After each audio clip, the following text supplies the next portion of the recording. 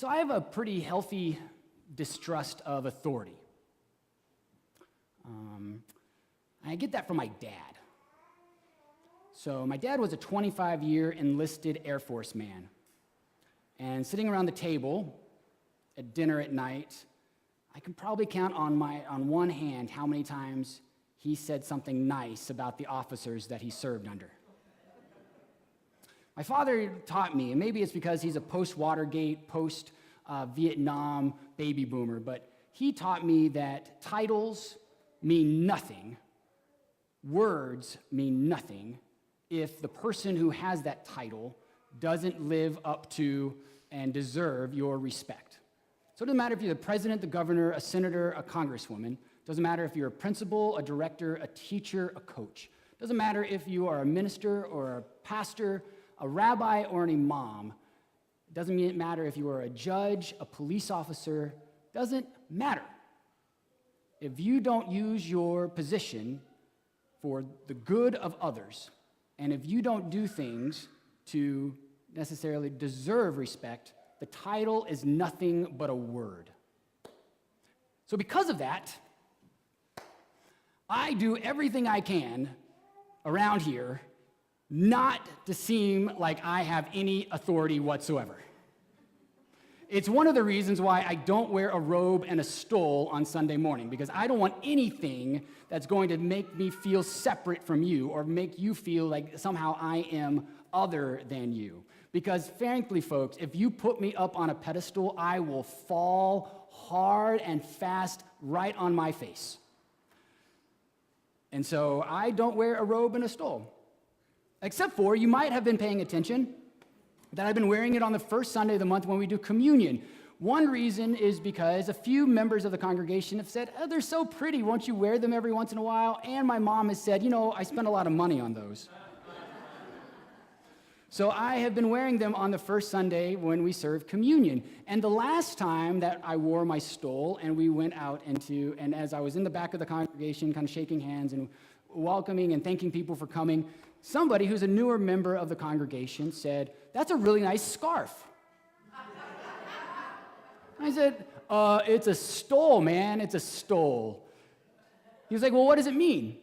I was like, well, it's supposed to symbolize the towel that Jesus wore around his waist when he washed his disciples' feet. It's supposed to be a symbol of a person, of a minister's, of a clergy person's humility and service, and that's what it's supposed to mean. And he said, that's really interesting. They taught me, he's a captain in the Navy.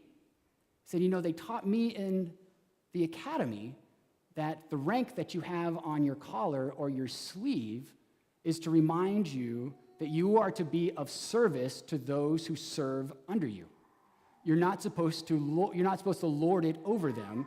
You're supposed to be there in service of them. And I said, if my dad served underneath you, he probably would have said better things about officers. Because your rank in the military and a robe and stole here in the church are not symbols of power or piety or authority. They're symbols of humility, of love, and of service. And somehow I think the church over the years has flipped those two things on its head. And the first person that they did that with was Jesus. They put Jesus on a pedestal, and they gave him power and piety and authority.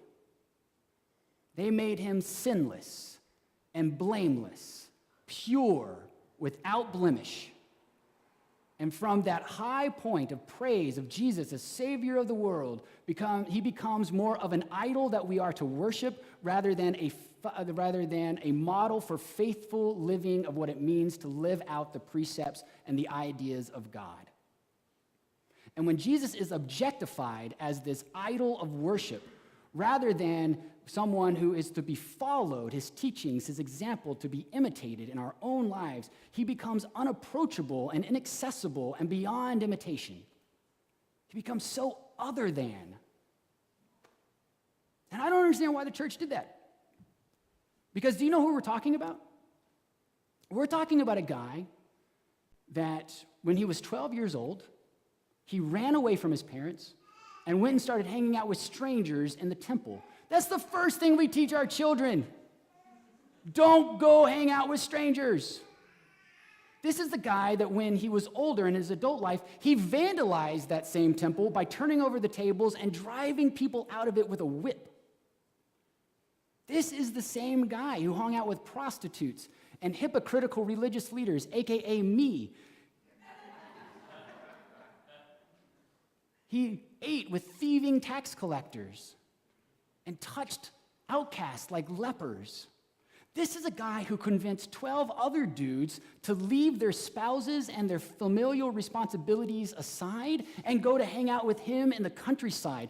Folks, that's what we call a cult. This is a guy who in a moment when really push came to shove, he prayed as much as he could pray for the fate that awaited him to be passed from him. Some people would call that cowardly.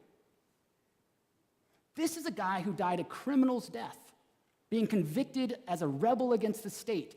This is a guy that we know nothing about between the years 12 and 30, and yet the church decided to make him as pure and unblemished and as perfect as possible. And they put him up on a pedestal, and they made him inaccessible, unapproachable, and beyond imitation. So Philip Gulley, who is a Quaker, argues in his book, If the Church Were Christian, that all of that comes to us from our belief that God is one of hostility and anger and vengeance. To quote Gulley, the moral purity and the unblemished perfectness of Jesus was key to the church's understanding and teaching that Jesus was the unblemished sacrifice made on our behalf to save us from God's wrath and judgment.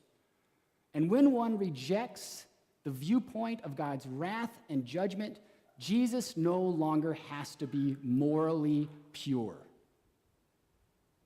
We're able to see his flaws as a human being. So where did all this come from? It came from the church's misrepresentation and stereotyping of the Old Testament, the Hebrew Bible. You've heard it. The Hebrew Bible, the Old Testament, God is one of hate and wrath and vengeance. In the New Testament, God is one of love and grace. Well, in fact, as we've been learning on during the Wednesday noon Bible study, actually, the Old Testament, the Hebrew Bible, is very clear that God is slow to anger and abounding in steadfast love, and that when God does get angry in the Old Testament and the Hebrew Bible, it is because it is like the anger of a parent whose children just refuse to listen. And they are doing things that are not in their best interest. They are putting themselves and others in danger and hurting. This is not a wrathful, vengeful anger. This is an anger that comes out of being so in love with your children that you just want the best for them. You know that love. You know that anger. And it is short-lived, and it is surpassed by God's steadfast love and fidelity that endures forever. So I actually kind of like the stories in the gospel when Jesus is a little bit racist. Did you know Jesus was a little bit racist? He's got a thing against Canaanites and Syrophoenician women. I kind of like it when he's mean to his mom, because God knows sometimes I haven't spoken to my mom in the best way. He was kind of mean to Mary. I kind of like it when he's socially unaware, like when he drove the demon legion into the thousands of pigs of the Samaritan people, and the pigs drove off and dove off the cliff, ruining all of their pigs. And he, as a Jew, goes, "What's the big deal? They're not kosher?" Completely socially unaware of what the culture and the diversity of Samaritans was like. I like it when he's kind of emotionally inept, when he's mean to the disciples, because God knows I've always been so nice to my staff.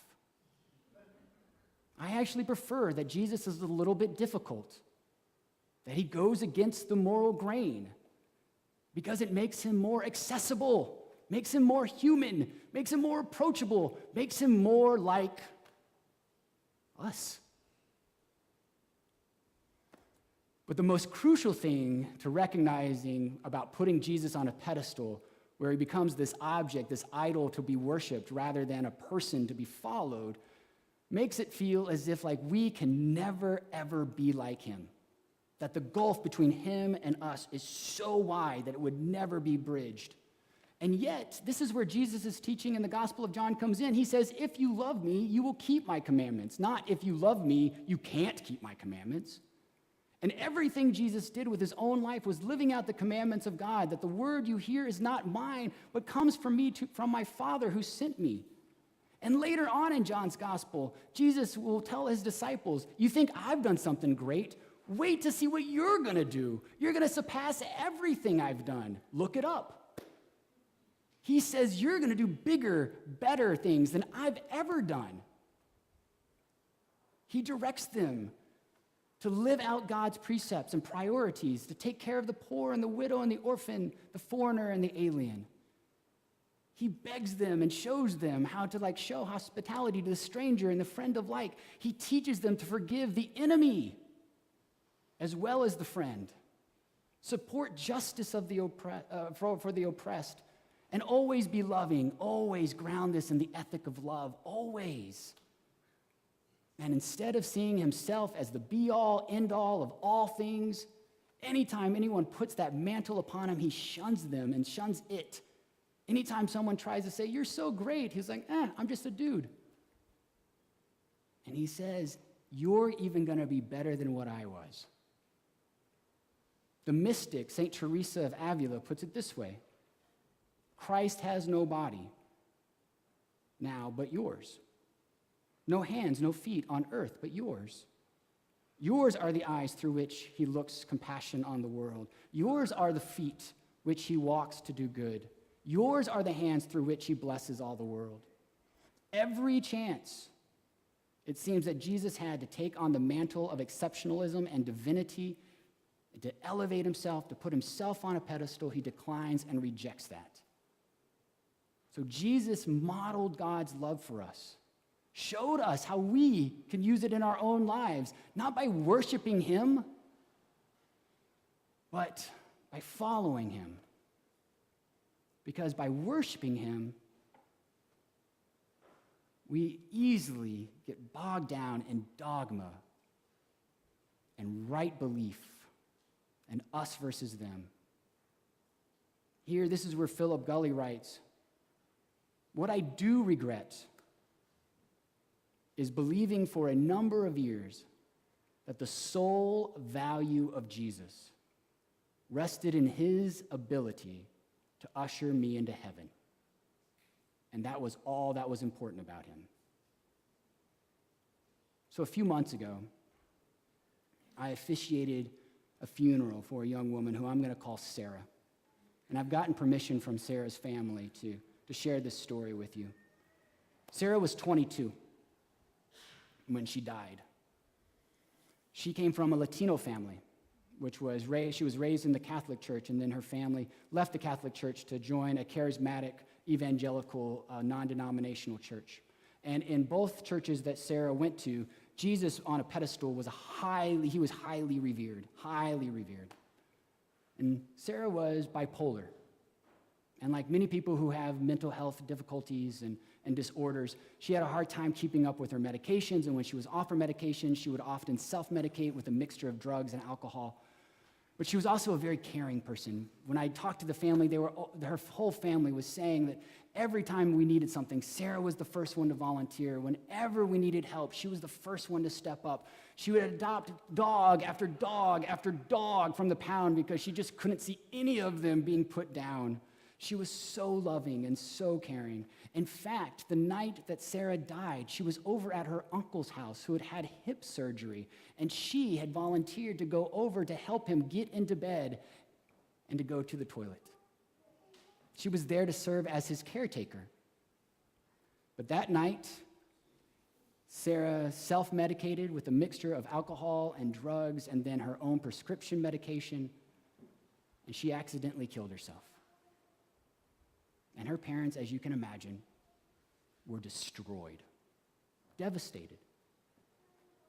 So in meeting with them and learning more about them and in preparing for Sarah's funeral, her parents told me that they were so heartbroken because Sarah never, to their knowledge, accepted Jesus Christ as her Lord and Savior.